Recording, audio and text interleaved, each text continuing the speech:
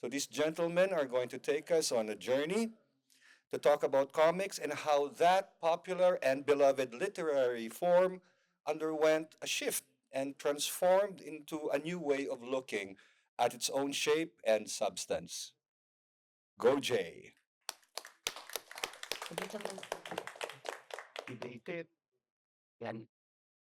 In the Philippines, we have comics spelled with a C, and then we have comics spelled with a K. They are the same word referring to the exact same thing, but the one with the letter K has a special cultural distinction. During the years before television, when we had only a few forms of popular entertainment available, comics were often the source material for movies as well as radio adaptations.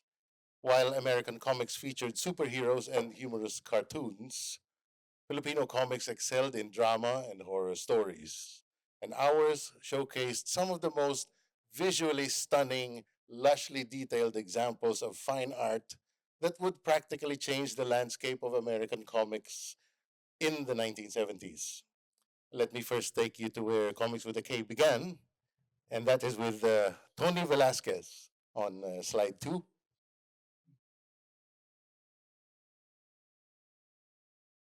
Comics began in the Philippines with the creation of Kenkoy by cartoonist Tony Velasquez in 1929. The Philippines was a colony of the USA during this period. The character Francisco Kenkoy Harabas was a reflection of what Filipino society was going through. Men had to conform to American fashion, and that meant putting on pomade,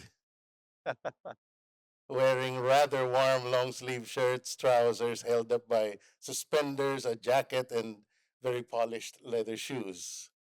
Kenkoy was also a satire about Filipinos and their attempt to keep up with their American colonizers, resulting in what we know today as Taglish, a combination of Tagalog and English. Being able to speak like an American was a status symbol of sorts for Filipinos, but for some sectors of society, there may not have been enough vocabulary to go around, and so Tagalog words crept in every so often. From the 1940s up to the 1970s, these were among, there were more than 40 publications churning out comics of their own titles on a weekly basis. And then we go to the golden age of comics. Yes, the 1940s to the 1960s. The comics industry in the Philippines experienced a so called golden age spanning 3 decades, and three artists stood out among the many great artists of that time. Francisco Vico Ching wrote and illustrated, sorry, slide 4, please. Yes, Francisco Vico Ching wrote and illustrated his own stories, most of which were also adapted into movies. 50 out of 53, in fact. His stories were mostly about the Filipino struggle against Spanish colonization, and his illustrations showed beautiful faces, richly detailed backgrounds, and lots of action without the need for any action lines. So in medias res. His comics were in such high demand during the 1950s and 60s that movie studios were already promoting the upcoming adaptation even before Koching could complete the series. He worked in the comics industry for nearly 40 years, briefly interrupted by World War II, and retired in 1973 at the age of 54. He died in 1998 and was posthumously declared a National Artist of the Philippines, the first comiquero or comics creator to receive that honor. The next is Alfredo Alcala, whose most famous creation has to be Voltaire from 1963. It is one of the most beautifully rendered comics anywhere in the world.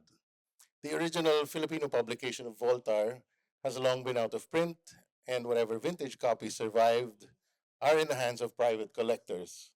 But this was also published in the US in English, and there was a crowd-funded French edition that came out 2 years ago.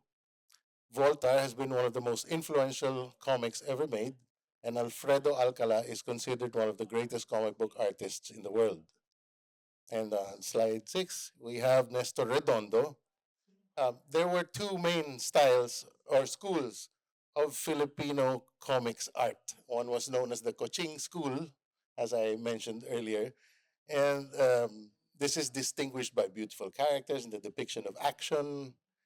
The other is known as the Redondo School, in which characters are drawn in beautiful portraiture. And then we go to the 1970s on slide 7. Okay.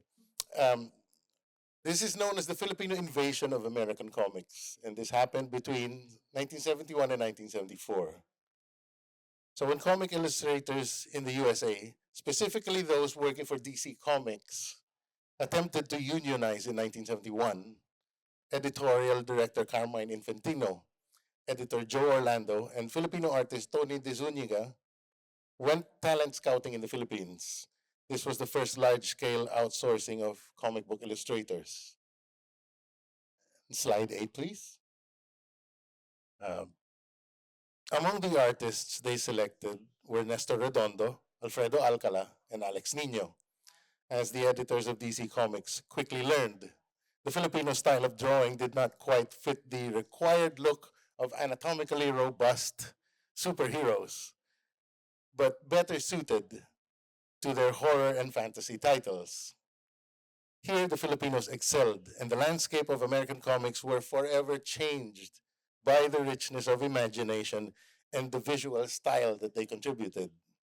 Some American inkers actually hated working on Filipinos' drawings because there was nothing left for them to ink. A famous anecdote about Alfredo Alcala is that when Joe Orlando asked him how many pages he could complete in a week, Alfredo said 40. But the Americans knew an American artist, if he was lucky enough, could only churn out 10 pages a week. So, or Mr. Orlando thought that there was something lost in translation. And he said, no, I meant how many pages like this. He showed him some of the popular pages of comics at that time. He said, how many pages like these can you draw in a week? Alfredo Alcala said, oh, like that, 80. um, he later accumulated up to 8,000 credits to his name as penciler and inker, and that's just his American work. Slide 9, please. Thank you. The most unique of all the artists who invaded American comics is Alex Nino. Unlike most of his peers, he never went to art school. He started from absolutely nothing. He learned to draw on sand using a stick. He saw the world differently from everybody else, and so his interpretation of it stands out. This so-called invasion did not last long, and there was a lot of bitterness towards Tony De Zuniga for him taking an enormous cut from the salaries of the artists he helped recruit. After a few years, the jobs dried up, and only the most famous ones continued to work for American publications. In the midst of this invasion, the Americans noticed how distinct the art contributed by Filipinos was, and they called it the Filipino style. And what distinguishes Filipino art from everybody else in the US was their mastery of the Chinese brush. And so as a result of this mass hiring of Filipino artists, the best that we had. Um, so DC Comics hired the best of the best out of the Philippines, some of whom eventually migrated to the US. This caused a brain drain. Those who remained in the Philippines continued working for local publications, but in the years 72 to 81, the country was under martial law.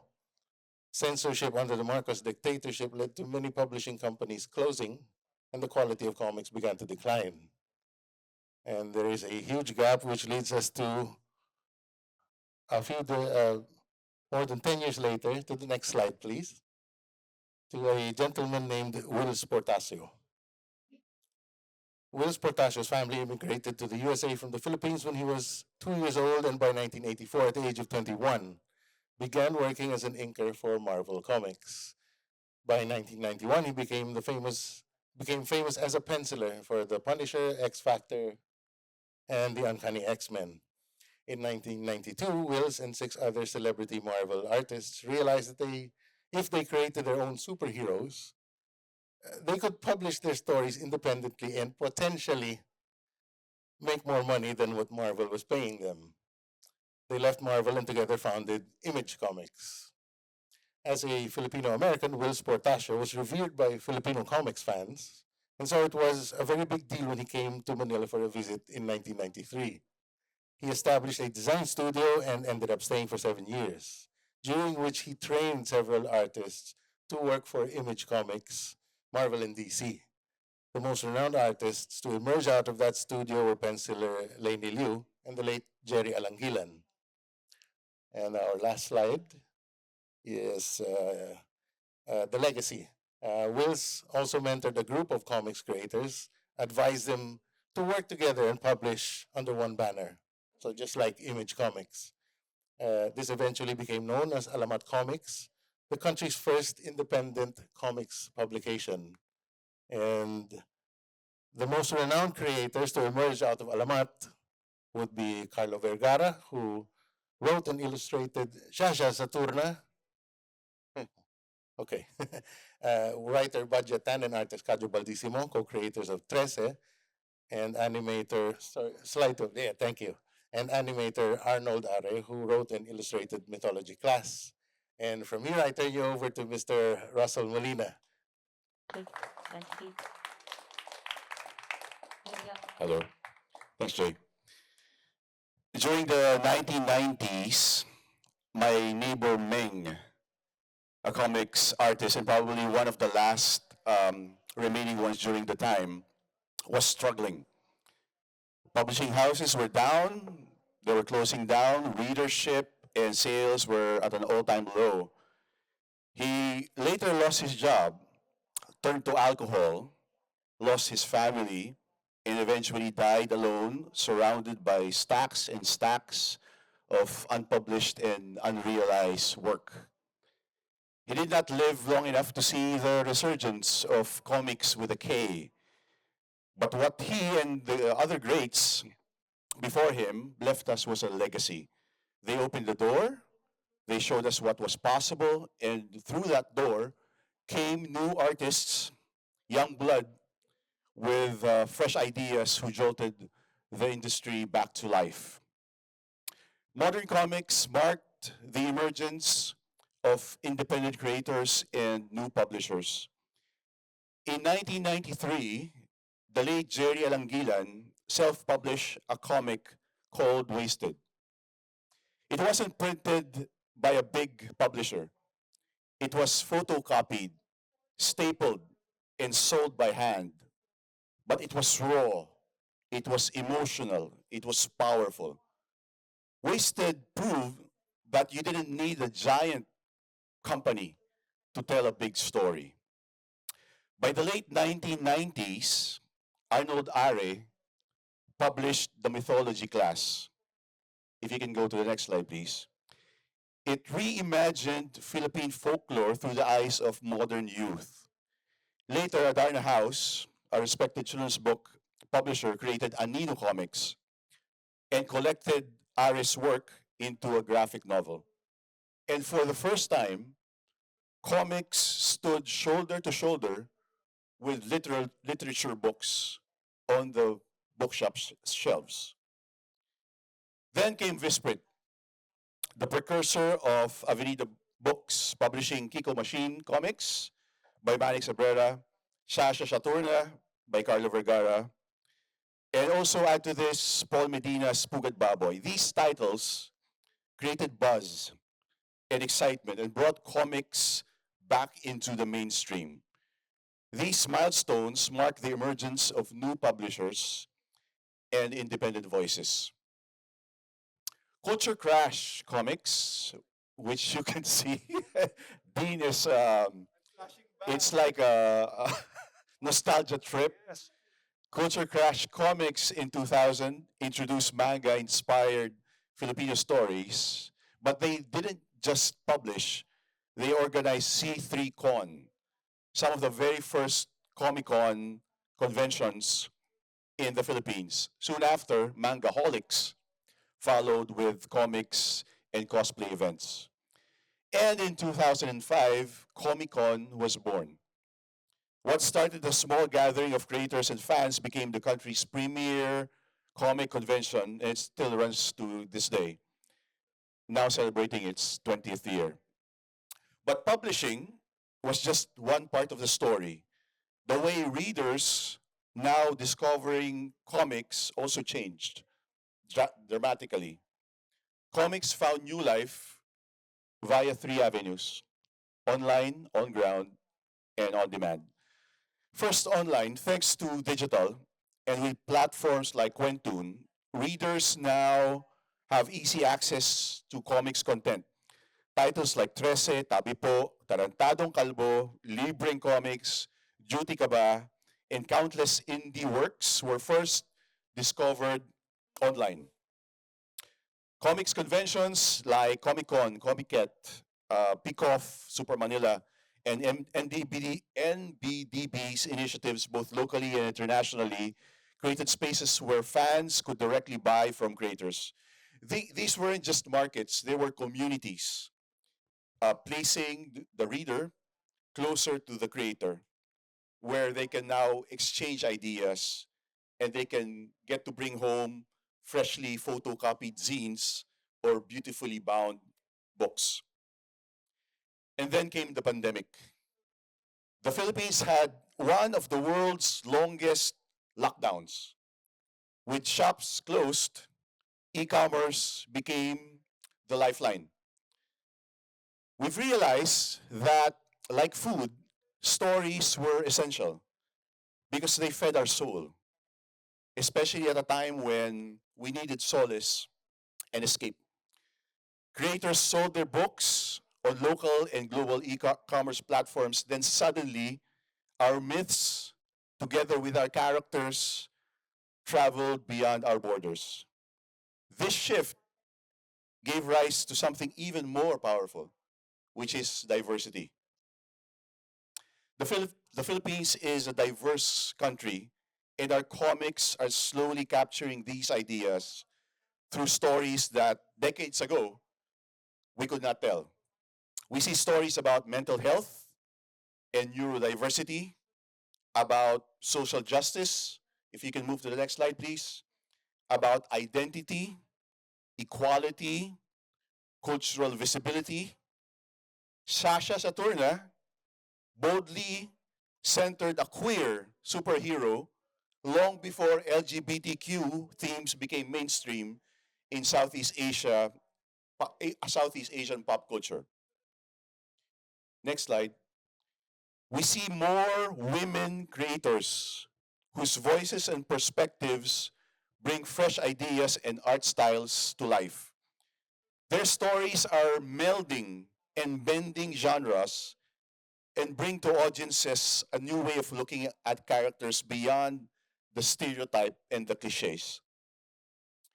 And we see regional storytellers who pull from local folklore and languages. From the streets of Manila to Visayan waters and the Mindanao mainlands, comics now brings to life myths from across our 7,000 plus islands. Philippine mythology and history itself, at times viewed as trite and tiresome, has been reimagined countless of times in horror, in urban fantasy, in drama, and even in romance and science fiction. It is no longer just about superheroes.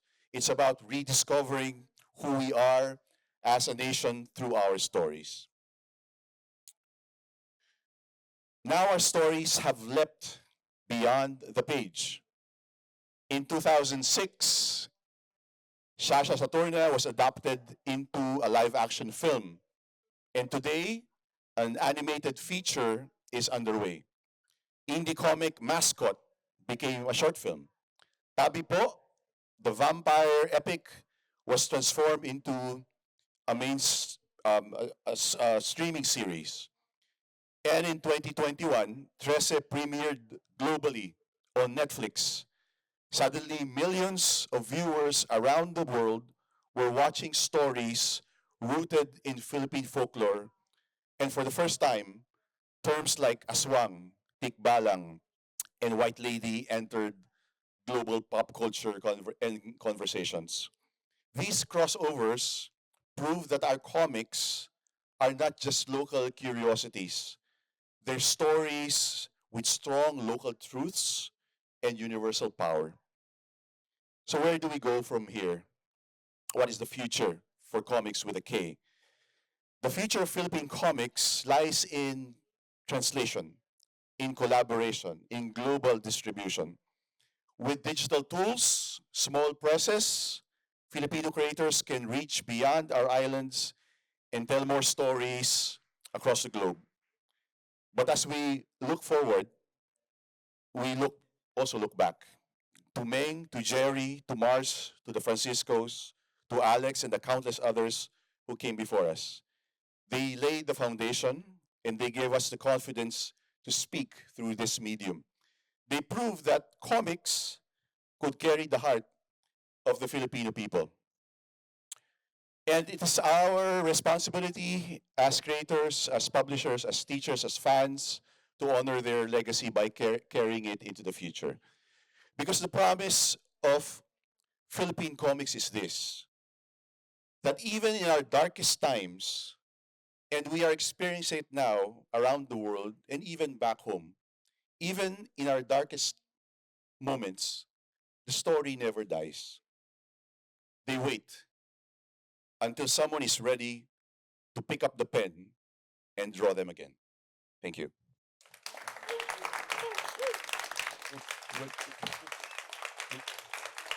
Guys, that's fantastic. I'm personally moved, but later I'll give you my reaction. Audience, we have time for some questions. Please let them have it. Yeah, yes. Tita Dan. Hello. The ones that you talked about, the illustrators that you discussed earlier, they had a kind of look that seemed to be inspired by something. What was their inspiration? Were they inspired by American art, or was there another source? Some of them were. So in the case of Francisco Coching, he had some Norman Rockwell influence in his art, and also I forget the others that his son mentioned to me. But yeah, some of them were inspired by American artists. Some were inspired by classical European art. But the curious thing is, a lot of them were self-taught. Not all of them went to art school. A lot of them were just learning things by doing. So, and it's also because at that time a lot of them used the Chinese brush, and so to get all these line variations and techniques that gave them a certain look.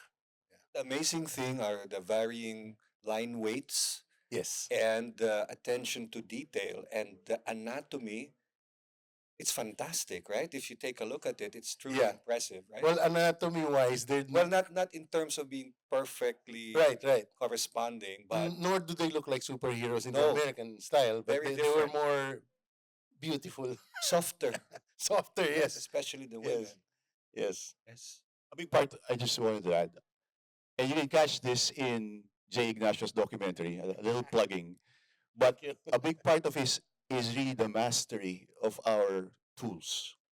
And you will see this in Jay's documentary that we really had that fluidity, and they call it what the style. The Filipino style. Yeah, they Randy Valiente called it Ahagod. the hagod, Yeah. which is like a fluid motion when it comes to drawing. Yeah.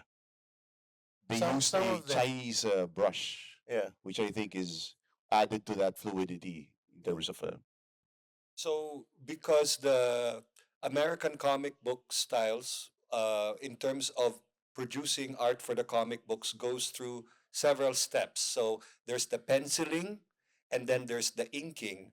And as Jay referenced, DC was in shock, or at least the inkers there were in shock because they had little to do because our Filipino artists Yes. would go direct with Yeah, because Inky. the way comics were done before was not in the American style of an assembly line. So the art didn't come in stages going through different hands. It was all really just one guy doing all the art. And so that really that creates a unique look to it because it went through one person's mind no, just one person.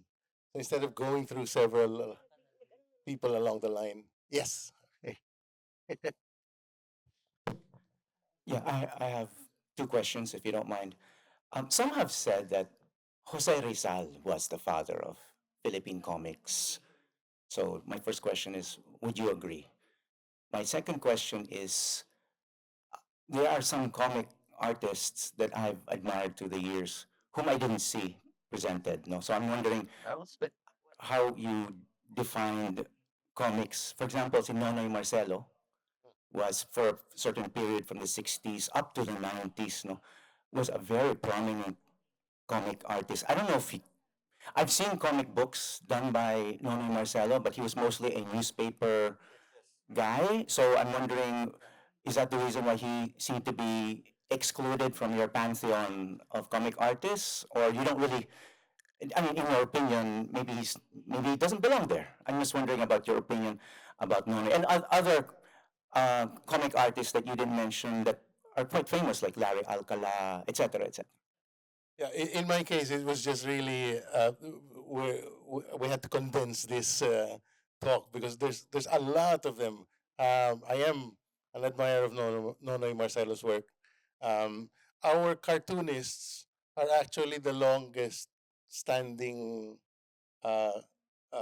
artists around because it's an older art than comics, cartooning. So really, actually, so somebody like So Paul it's a different genre then. So cartooning and They cross comics. over. They cross over because you get comics that are done by cartoonists. So, like uh, Paul Medina also does his. Aside from the Pugod Baboy strips, he has his little novelletas. Yeah, And not to mention the editorial right, cartoons, right. which is a one shot, one image, one illustration, right? And Sila, they also play sila Jess Abrera, di ba? yes, Very yes, prominent. yes. Yes, yeah. They belong in the pantheon. Yes. The first question, I think, because I think he did about Rizal, because I think he did the first sequential art with the monkey and the turtle. Well, aside from that, he also did a famous one in Germany. Yeah, yeah, yeah. Di ba? So The suitor who bent over and then yeah, parted. I would say yes, and it's great that we sort of have him as the kilometer zero for comics art, no, which I think is Okay. good. You need to revise your. Now, well, in the way I see it is, he was Rizal. I wouldn't consider him the father of Philippine comics because it's not something he did professionally. So some compared to somebody like Tony Velasquez, who really did it as a profession and who published on a wide scale, whereas Rizal did some one-shot comics. So I mean, it's great that I see him as somebody who dabbled in comics or cartooning. Yeah. I guess my question is there any political content or some advocacy for Sasha Saturno for LGBTQ, but any other advocacy or political content in the history? I just wrote 1201, which is a comic about martial law. 66, though it's a superhero story, is rich in social commentary, and we have a lot actually. Yeah. Even tabi po Sabi po, because it's about aswangs, fictional in the fictional world of Padre Damaso. Pero what Mervyn was trying to say there really was who are the real monsters, the ones who suck our blood, or is it Corrupt. the corrupt, the To suck our sino blood. talaga? Derek Mike's Oh, direct Death Mike. Be Damned. Yeah. Yes.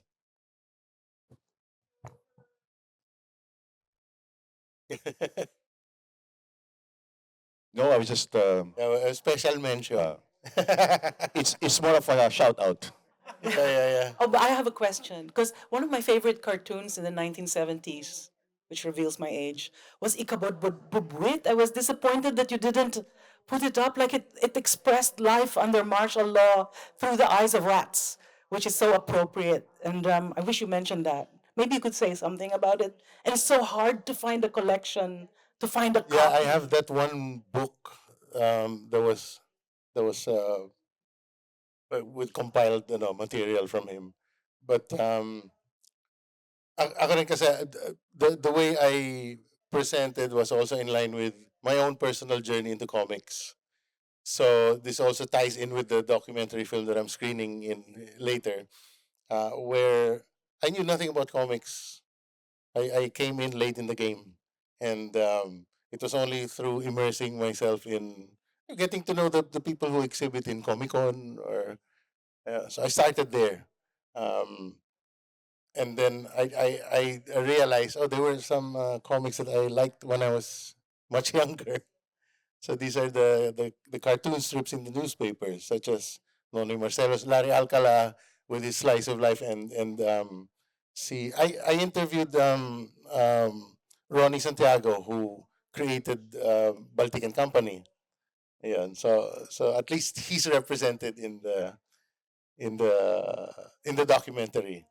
So the difficulty in the case of my film, it's called Comics with a K, by the way, is that I was shooting this thing all by myself. So as a one man crew, it's really impossible to cover everybody. Um, I did what I could, and I leave the rest to be curious, and if they say, bakit hindi mo sinali yan? Why did you not include that guy? I think that also sparks conversation. I think there's a gap in our shelves. Um, Books on comics history. So we do not have it. Well, You we should do write have it, it, but it ended right? like in American time. So I think there is, and I'm encouraging publishers and creators here to really look into it, um, and create history books on comics. Right. There are moves. There's already a museum of comics in the province of San Pablo, but there is really no book or content on comics history. So I think Yeah, I'm placing it on Jay's shoulders. the historical perspective is very important because each of the eras that were outlined here, there's a lot more depth there and a lot more characters and a lot more people and a lot more dreams created and met. Uh, I was part of one era here during the time that Zaza Saturna mythology class and all these things came out. And these were just regular guys with regular day jobs. And we would meet at night and imagine what it would be like. Carlo Vergara dreamt of coming up with his comic book. We saw him doing the art, and we would write scripts. And it was so important at that time for us to have a diversity of subject matters. So not everybody is politically oriented in a particular way. Some people, honestly, at that time just wanted to tell good stories. Some people, because of their love of superheroes, wanted to tell superhero stories, but in the Filipino way that's unique to us. And some people wanted to write fantasy or horror. We put together an anthology of history called Siglo, which was one of the first couple of books to win a National Book Award. And it was recognized. So we crossed into realism, into fantasy, and backwards. And let me tell you, comic books right now are the most translated genre of Filipino content. Okay? Not fiction, not poetry, it's comics with a K. And it's very important for us to keep this thing going. And we encourage the young creators because now they have so many opportunities. It was so different before. So I have a question for you guys. What do you think was the most important change or transformation that enabled now our younger creators to be able to express themselves more? Russell. For me, I think it will be digital. So I think that platform sort of democratized and really gave a voice for the other creators. And suddenly we were talking about diversity diversely. So And less gatekeeping, di ba? less Yeah, gatekeeping. because before you needed a publisher or And what's it's on you, wonderful the cost. was the immediate feedback from the audience, because people suddenly created fan material. Um, Trece, for example, budgets here. So I just have to say because during the time, our time of creating comic books, fan feedback happened way after yes, yes, after the publication and after, yes. and you get a letter And or sometimes it's too late because the sales are already it's dipping. already down, Yeah. right? Okay. We don't have much time, but I'd like to also say that one of the most important things that we should be doing is not just creating more history books so people can know and appreciate things, but also perhaps reprinting, reviving older things like, and it's happening, so this is exciting. Okay, there are collections and collected editions of various of the classics, but they need they need you to demand them. They need more demand because the business side of things, right? And that's the only way that you can get collected redondo, or even as time goes by, and bubuit, okay, collected editions, or even the alcala. Someone has to do it, and it's the publishers will only work if there's demand. So that's where the comiceros need your help. Sorry, nakialam na ako sa buhay niyo na. Yes, please. Actually, yeah, yeah. I agree. I agree. We do need better archiving. um, we need,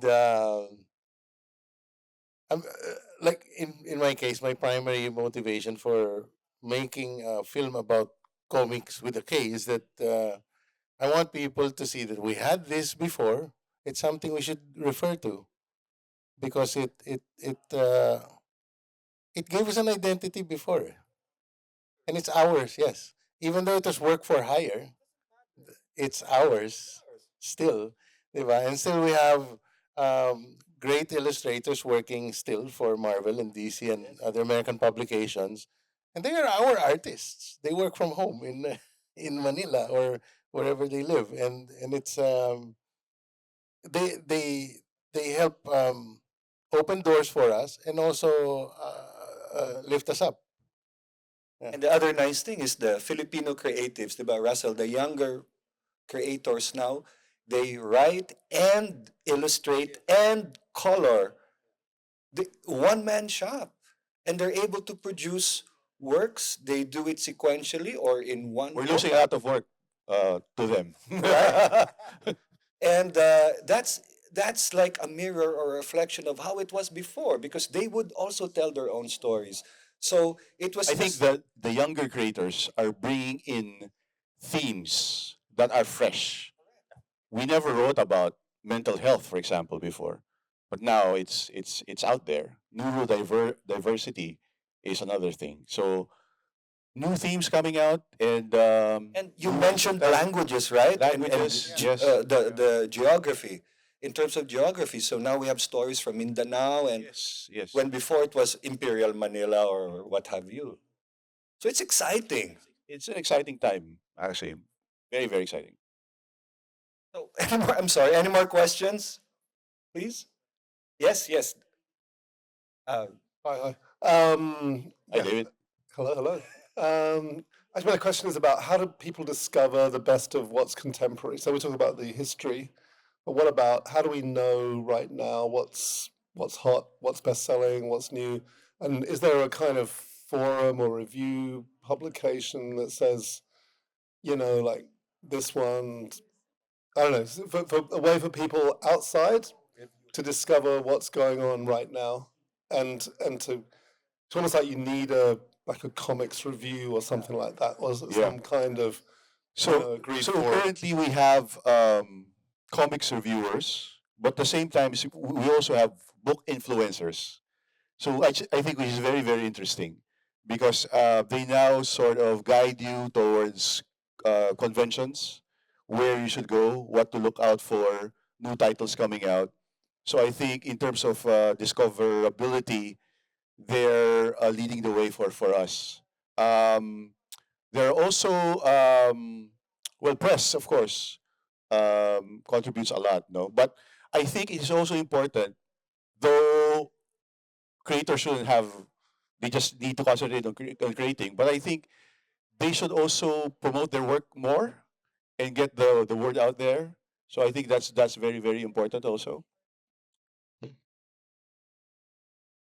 Yeah. Sige. But we do not have like a centralized publication or a comics review or something like that, or even a website. So maybe that is something. Another gap is actually market data. So we do not have a solid market data specific to comics. So everything is still fragmented based on the publisher and even the locations. So if we could have one solid uh, resource or a source for reader insight, that would be amazing because we can already track and see what are the themes that are popular, what's missing on the shelves, what can we write about, and what art is out there. So yeah, yeah.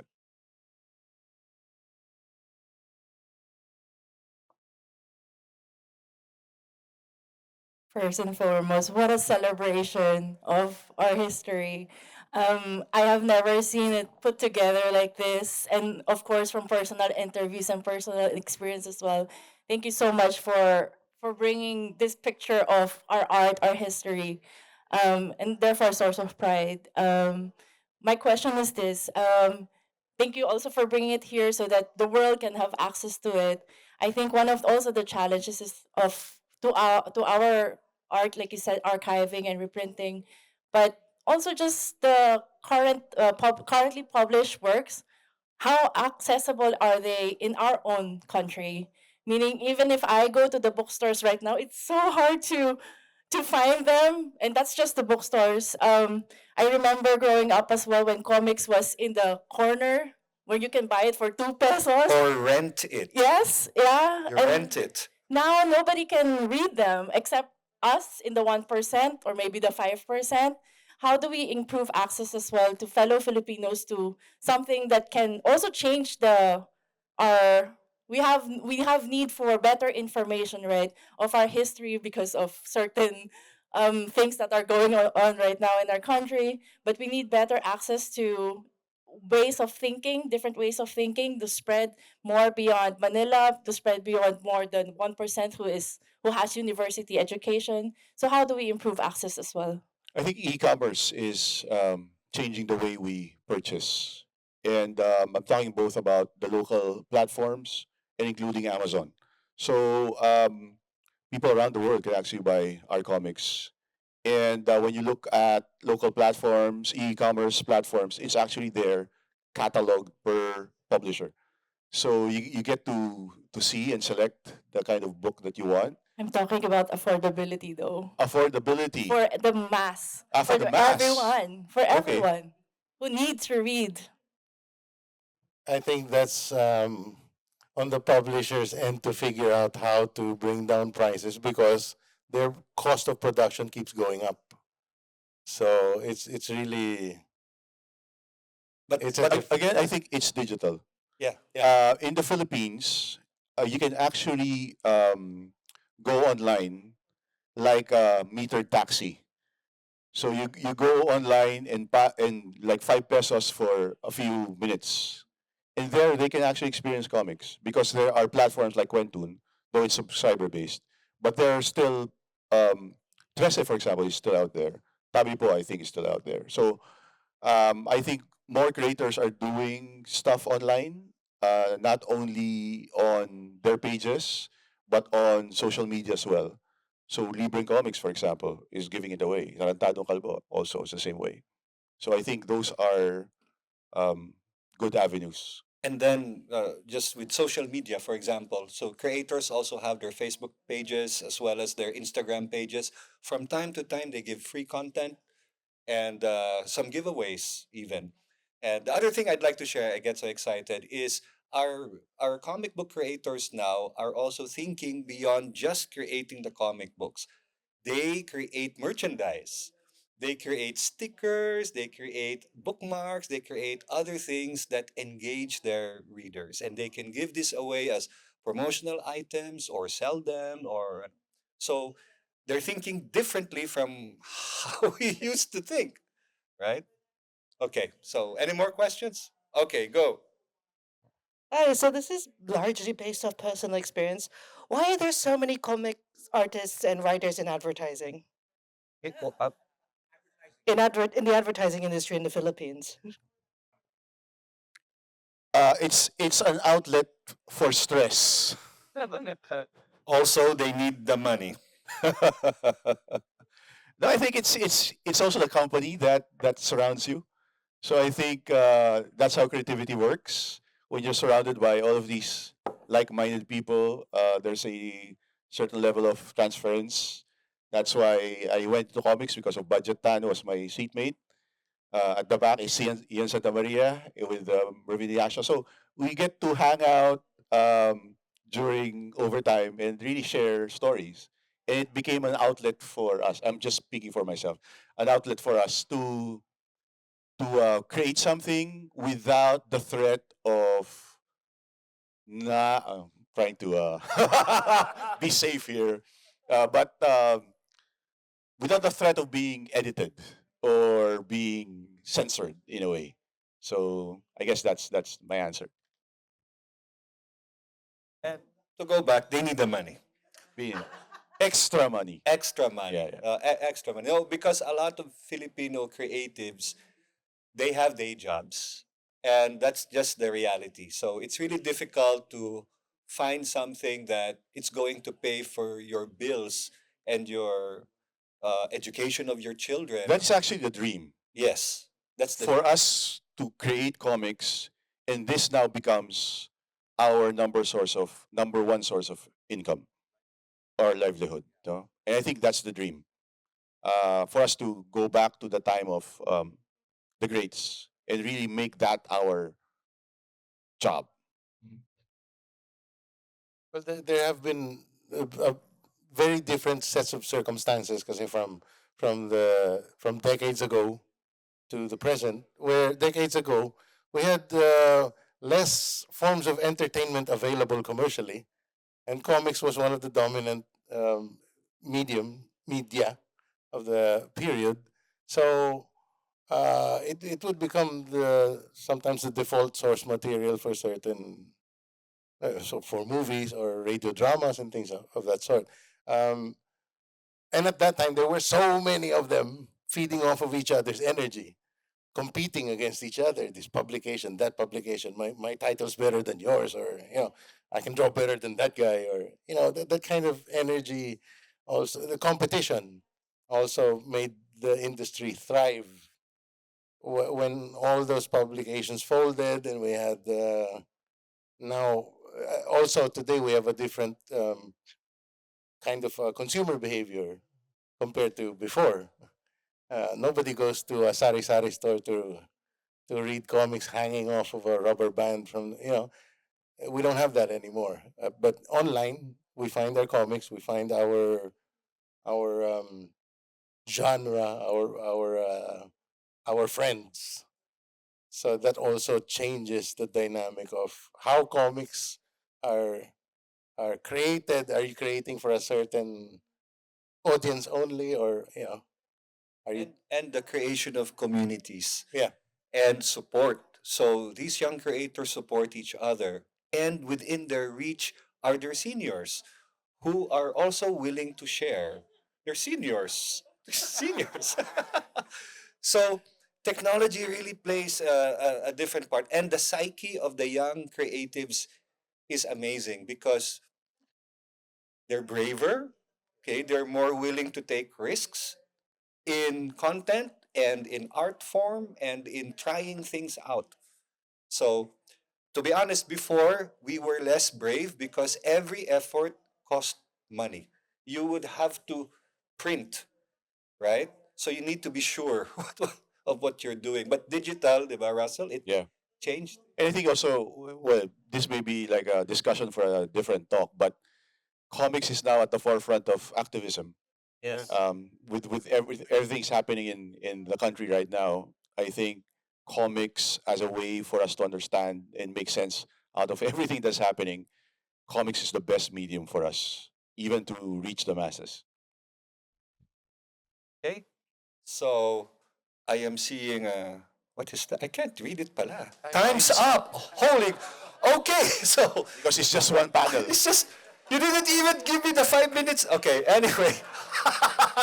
Okay. First of all, I'd like to thank Russell Molina Thank you, and of thank course you. Jay Ignacio for coming here. And of course, I'd like to thank you, audience. Thank you for your engagement. And more power to comics with a K. Okay?